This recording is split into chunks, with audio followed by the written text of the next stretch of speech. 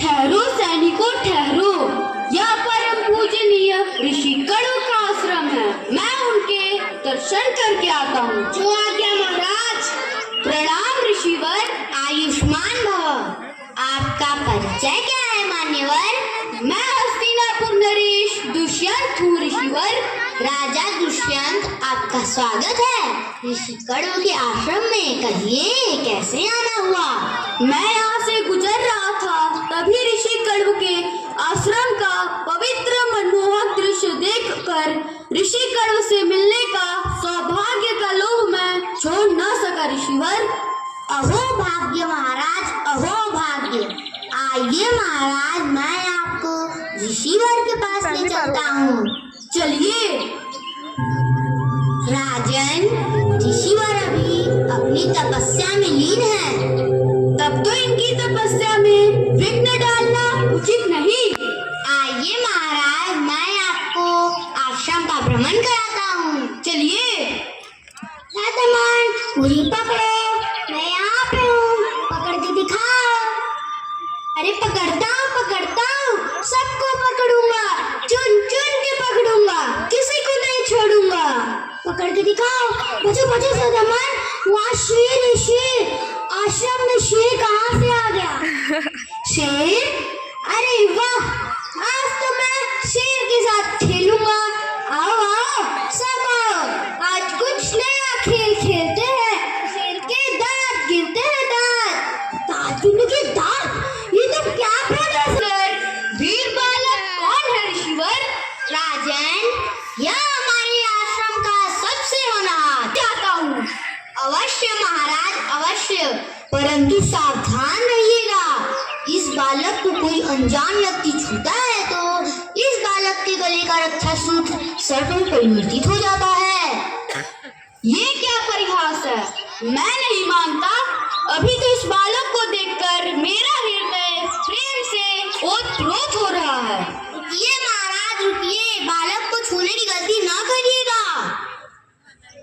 अरे घोर आश्चर्य, रक्षा सूत्र सर्प में परिवर्तित नहीं हुआ। राजन, ऐसा लगता है कि आपका इस बालक से कोई पूर्व जन्म के खून का रिश्ता है, तभी तो यह नामुमकिन कार्य हो गया। इस बालक से मेरा रिश्ता? हे वीर प्रतापी बालक, तुम कौन हो? प्रणाम, मैं सर्वदमन हूँ। क्या आप मेरे शिकार के साथी बनेंगे? ये सर्वदमन, तुम कहाँ हो? तुम्हारी माँ तुम्हें ढूंढ रही है। सर्वदमन, न जाने कहाँ चला गया मेरा पुत्र। चिंता ना करो शकुंतले, यही कहीं होगा। सुना है आश्रम में शेर आया है। शेर? शेर? अरे सर्वदमन, तुम कहाँ हो? माँ, पुत्र सर्वदमन, तुम ठीक तो हो ना? तुम्हें कहीं चोट तो नहीं लगी ना? सर्वदमन, तुम ठीक तो हो? हाँ, मैं बिल्कुल ठीक हूँ। देखिए माँ, तुम्हें अपने पुत्र की वीरता पर संशय है क्या? नहीं, मेरा पुत्र तो बहुत साहसी है। शकुंतले, महाराज आप यहाँ? यह वीर प्रतापी बालक कौन है? यह वीर प्रतापी बालक वही पुत्र है जिसका आपने त्याग कर दिया था। यह आपका ही रक्त है, आपका पुत्र सर्वदमन। सर्वदमन मेरा पुत्र? परंतु शकुंतला, तुमने इसे इतने दिनों तक मुझसे दूर क्यों रखा? मैं तो आपका इंतजार करती रही, आपके दिए वचन को याद करते हुए प्रतिदिन आपकी प्रतीक्षा करती रही, परंतु आप नहीं आए। मैं तो आपके राजमहल भी गई थी, परंतु आपने मुझे पहचाना नहीं और तिरस्कृत करके वहां से निकाल दिया, तो मैं क्या करती?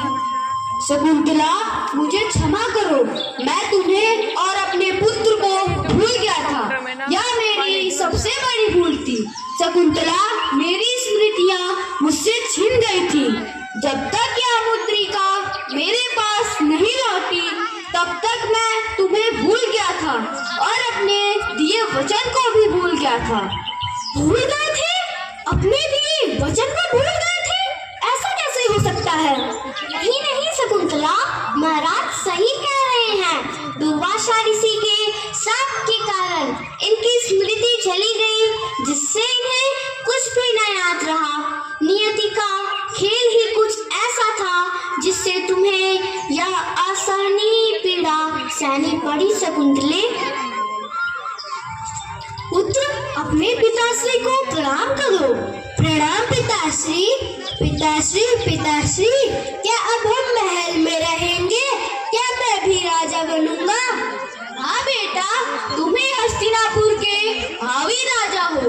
तुम्हारा साहस और विवेक देखकर मैं गर्व महसूस कर रहा हूँ। तुम्हारी वीरता और न्यायप्रियता से ही हमारे राज्य का राजन, प्रस्थान से पूर्व ऋषिवर की आज्ञा तो ले लीजिए।